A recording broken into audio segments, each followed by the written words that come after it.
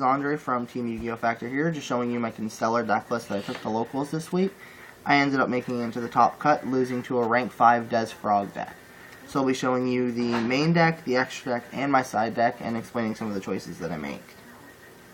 So, starting it off, 3 Pollux, one of the main guys of the deck. Basically, as soon as he hits the field, you can get an extra normal summon for any Constellar monster. So, unless there's a skill drain already face up, even if they Valor him or Fiendish Chain him or anything like that, as soon as he hits the field, he gets his normal summon. Which is kind of neat, because not a lot of people realize that, so they'll waste their cards trying to stop it, and then just allows you to push through. And he's a warrior, so he can be searched out through Rhoda.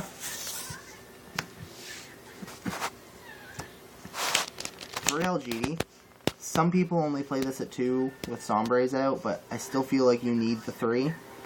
It helps having that extra little summon to make out your Xyzs, because the whole deck is reliant on bringing out your big guys as fast as you can, because not a lot of your monsters have pretty high attacks. Then, 3 costs.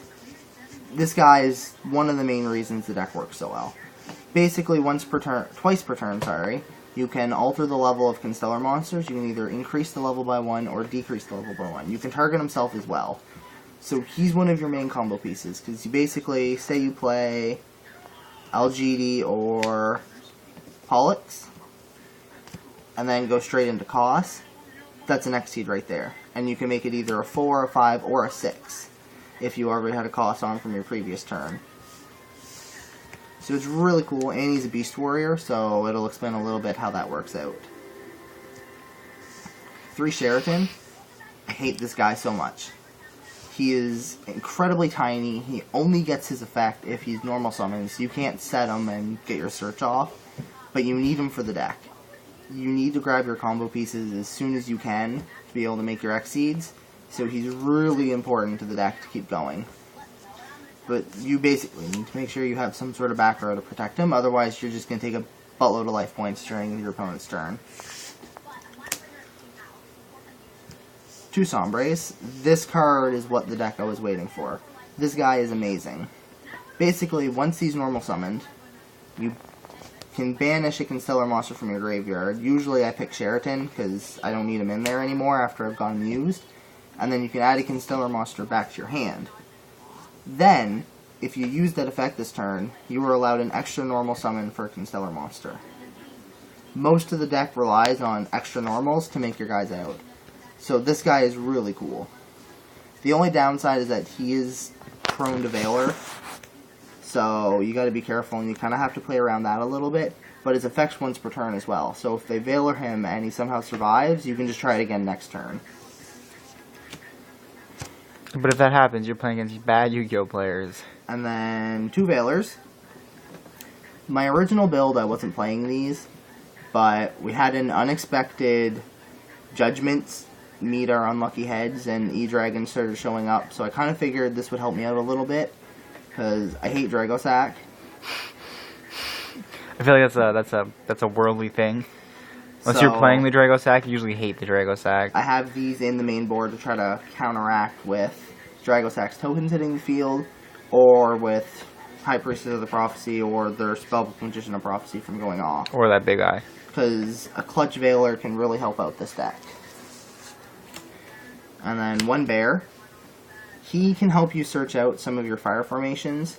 He's also a Beast Warrior, so opening up a play with, say, Tanky Bear can really help you out, because if they can't put anything bigger on the board, it allows you to search out when you blow one of your guys up or attack them. He can help you search out another one of your fire formations, which can help you get costs.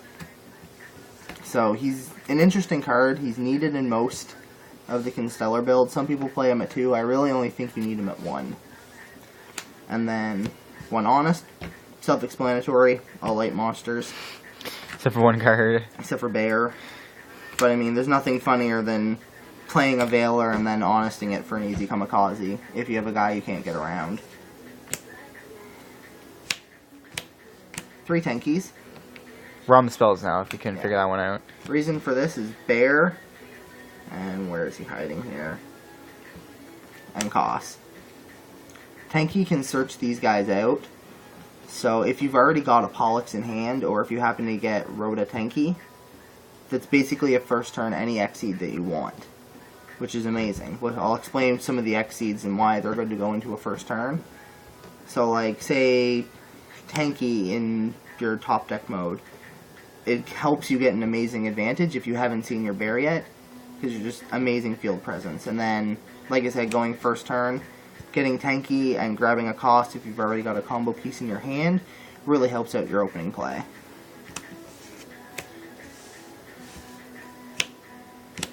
Two MSTs. I keep going back and forth about cutting these. In the end, I decided to keep them in, and they actually did help a little bit, because I did run into one Samurai player at the locals, so hitting their gateway as soon as they played it made me feel pretty good inside.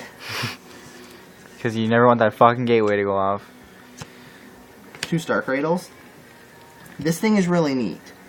For anybody who doesn't know what it does, you target two Constellar monsters in your graveyard, you add them to your hand, but you can't conduct your battle phase this turn. It helps out if you need to make an Exceed because you need some sort of field presence, because not every turn you're going to want to attack, because sometimes you'll have a weenie guy on the field. Sheridan! But it can help make easy Exceeds and help get away with some of the problem monsters that you might be seeing. So like, you could easily go grab Cost Pollux or Algidi and somebody else. So it helps combo out pretty well. Two Lances.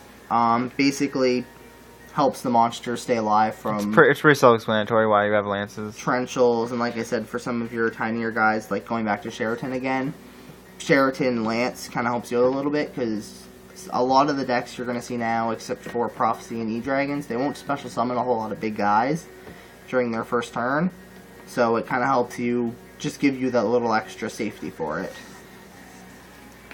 Then Heavy, Reborn, Dark Hole, self-explanatory why they're in there. One Tensu. I actually came up with this the night before locals. It's a really neat play, because with Cost being a Beast Warrior, if you have a bear on the field and you go like Tenki Bear and you search out your Cost, grabbing Tensu off of Bear is really cool, because then you can summon your Cost and then go into Tiger King, which is, I think, kind of a neat play, because it helps out shut down a lot of the monsters nowadays. Then one Rhoda, basically in there because Pollux is a warrior and you want to get him to your hand as fast as possible. For traps, I run 3 Fiendish Chains. It's basically in there for the little bit of back row to stop your monsters from getting beaten over by bigger dudes, or if they put like an Ophion on the board or something like that before they search out their pandemic. Usually shut down. 2 Trenchals. Basically, most of my traps are reliant on stopping monsters, so it's pretty self-explanatory while they're in there. And then 1 Warning, 1 Judgment, 1 Mirror Force. Pretty staple stuff nowadays. Alright, so for extra deck, I'm running 1 Omega. Basically, he's 2 level 4 light monsters, and then once per turn, during either player's turn, you can detach 1 material, and it makes it so that all your Constellar monsters cannot be affected by spell and trap cards. So he's the Constellar version of Infestation Pandemic, but he's got a 2400 body attached to him. Your battery's dying. Is it? And 1 Pricep. He is a mini Honest. When any Constellar monster attacks, you can attach a material from this card during the damage step. Add that Constellar monster as 1000 attack. So it's really cool, because just running over him and then Honesting after using his effect is a lot of damage going out in 1 turn. 2 Pallades. This guy is your best opening play if you can get him on the field. He's 2 level 5 light monsters. And once per turn, during either player's turn, you can target a card on the field, bounce it back to the owner's hand. So, he's 2500 attack. Opening him first turn can almost secure you that you'll have a good going into your next turn.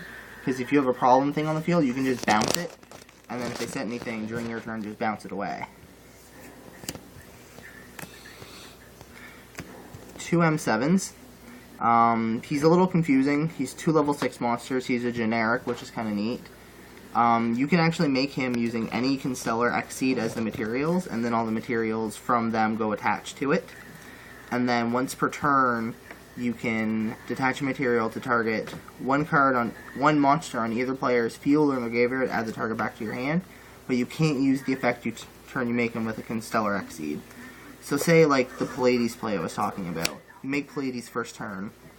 During their turn, bounce a guy, and then during your turn, bounce like a back row they put. You can immediately put M7 onto him. And now you've got a bigger monster on the field, and most likely they'll either have a clear field or only one back row left to kind of worry about.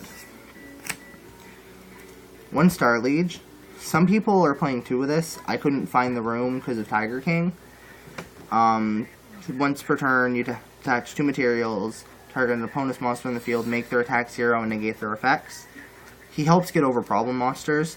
The downside is the 2 materials, and he's only 2,000 attack. But when he's destroyed by battle, or I believe by card effect as well. Yeah, by card effect as well, you can draw a card. 1 Maestroke. He's basically in there because I played the rank 4, rank 5 variant, and he helps get over Ophion, or basically like a Dragosack or something, just flip them and do stuff. Abyss Dweller. Same reason as Maestroke, he's in there because he's a rank 4, and because there are still a couple of Mermail and Dark World players that are locals. So it's really fun going into this if you know what they're playing. Yeah, we really like to put up with that. Utopia, pretty much a staple in most of the builds. He's a light target for Honest. And 1 Tiger King. He's in there because he shuts down a lot of the decks. Negating their effects is really good. You basically only can play him, though, if you've only got him on the board, because he will negate your monster's effects as well. Except for Omega, who is a Beast Warrior, which is kind of neat as well. But the only way to logically make him in the build that I'm playing is through Bear and for Cost, or for 2 Cosses. 1 Gaia Charger. It's going to be a play that I'll be showing you here in a minute. It's a pretty standard play, but he can also be made off of an M7 as well. Which is nice. So basically he inflicts piercing to an opponent's defense position monster, and he combos really well with Volcasaurus. The best level 5. The deck makes this guy really easily, and going into Volca Gaia is probably one of the best plays this deck can do right now, unless by somehow they make some TCG exclusive for some weird reason. And then Tyrus and Adrius. I was actually thinking about taking out Adrius for Shark Fortress. The reasoning behind that is the whole attacking twice thing with Shark Fortress. I think that would be kind of cool with some of the other monsters. Like, say they've got some back row and you target Gaia to be able to attack twice. If they've got some defense monsters, you're doing double piercing there. So it would be kind of a neat selection. And also, if you need to do something, if you need to pop someone in Adrius, you can easily pop with Volcanosaurus and get a little extra. Alright, so for my side deck, I was running 2 Breakthrough Skills. Pretty self-explanatory while they're in there. For anybody who doesn't know what it does, it's kind of like a Veiler, but it's from the field and in the graveyard. The graveyard is only through your turn. You can't activate during your opponent's turn. But with the Breakthrough skill when it's on the field, you can just do it during either player's turn. So it's kind of neat, and you banish it to use it from the graveyard. So it's kind of a neat little card. An expensive little card. Tricera Fortress. He's kind of hard to pronounce. He's a new card, just came out in the new set. When your opponent special summons 3 or more monsters this turn, you can drop him from your hand. It doesn't say immediately after you play the 3. So say they go into their battle phase after they've done it, you can just drop him from your hand. And he's 2800 defense. The downside is that he loses 500 defense during each standby phase, but he's also a 6-star monster, so he can make M7 extremely quickly if you've got a cost in your hand. Zombie World. Best tech card. I teched 2 cards in to try them out. This one was mostly for the E-Dragon matchup, which I actually didn't run into. It basically shuts down them using their graveyard as a second resource, because it forces them to banish things from their hand to get their dragon's effect, unless they've got a blaster. But if they use the blaster, and they've already wasted one of their 4 dragons for the turn. So I didn't get to use it. I do hope on using this in the future, though. You see how that thing works out. 2 Maxi. I was thinking about main decking these. I couldn't find the space when I was building the deck. I might try to rework it to fit them in. It's basically in there for Elemental Dragons and the Mermail players at the locals. Kind of go through it. I'm not playing Trag, but it is nice to have the card advantage when I do need it.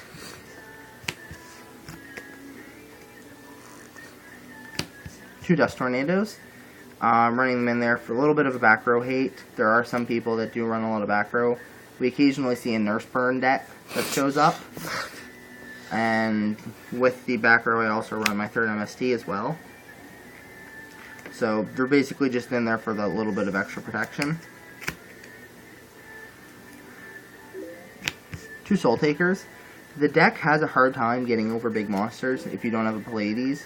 Their max monster they have is 2700 attack. So some of their bigger guys, like say you go against Heroes or Chaos Dragons for some odd reason, the deck has a really hard time getting over big guys. So this is in here if I know I'm going to have an issue that duel. Nobleman of Crossout. Basically in there for Lind or Gravekeepers. We do have a Gravekeeper player that plays the deck every once in a while. So there's nothing funnier than just hitting their spy, or even if somebody sets like a Spellbook, Magician of Prophecy, then just kind of get rid of it and have a little bit of fun. But if they do that, they're really bad players. Don't do that. And then 2 Mind Crush. It's in there for the E-Dragon matchup, the Mermail matchup, and the Prophecy matchup. For Mermail and Prophecy, it's basically when they reveal Megalo or High Priestess. Just declare it the minute you go through it. I learned another use for this, actually, going through locals. Zealgigas OTK. They only play Zealgigas as a ritual monster, so if they play Aqua Mirror, you automatically know it's going to be Zealgigas, so you can just Mind Crush the Zealgigas and it fizzles out. Which actually won me the game because of that. And then my other side deck card is Exchange. Look at that gorgeous thing. I played this just because usually every week I try to put in a fun card. And this is the funnest of cards. This was the card I wanted to play. I never actually got it off. The main reason I was playing was kind of to combo with Mind Crush. I could see what their hand was, and then if I needed something out of their hand or to get rid of a power card, I could just exchange it. The easiest way to do this is try to limit your hand as much as you can, so you have a crappy card that they don't want, or something like Sheridan, or something that's specific, like say Tenki, a Tenki or a Tensu or a Star Cradle. Give them something useless so that they can't do anything with. Like I said, I never got to use it. I'm going to keep it in the side deck until I get to use it, because I think this will come in handy. And then 3 tokens, just in case somebody needs a token, it's nice to have them in there, and because they're really shiny. I'm going to show you a couple of the quick combos here. So like opening a play up, a lot of the times you want to open up with a Tenki, a Rhoda, and then just grabbing them out here.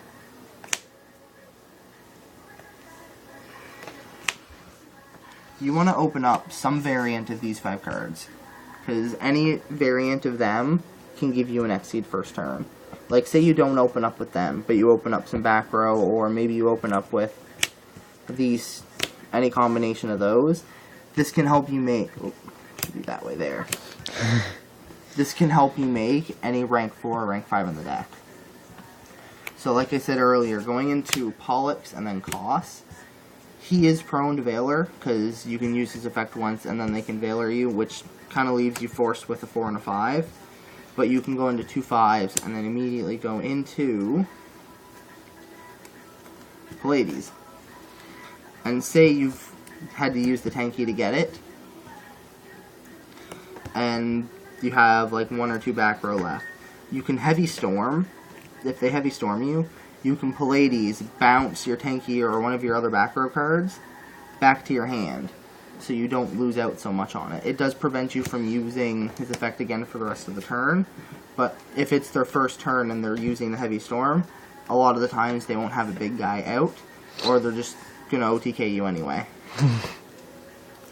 So it's pretty much the main combo, and then like I said, going into him, going into M7. With M7, the only downfall is not being able to use his effect, because when you go into him and you detach a material, it really helps you out with Sombres, because a lot of the times you've detached 2 materials before you go into your M7. So then grabbing Sombres gives you targets to banish and add back to your hand. And this guy is the best guy to add back to your hand, because once again it's another straight X-Seed that you can go into. So that's basically the deck profile. Like, comment, subscribe. Any comments you might want to have, I'll take a look at them through the following weeks. Probably be doing another deck video in a little bit for Madolches, but other than that, that's everything. Peace.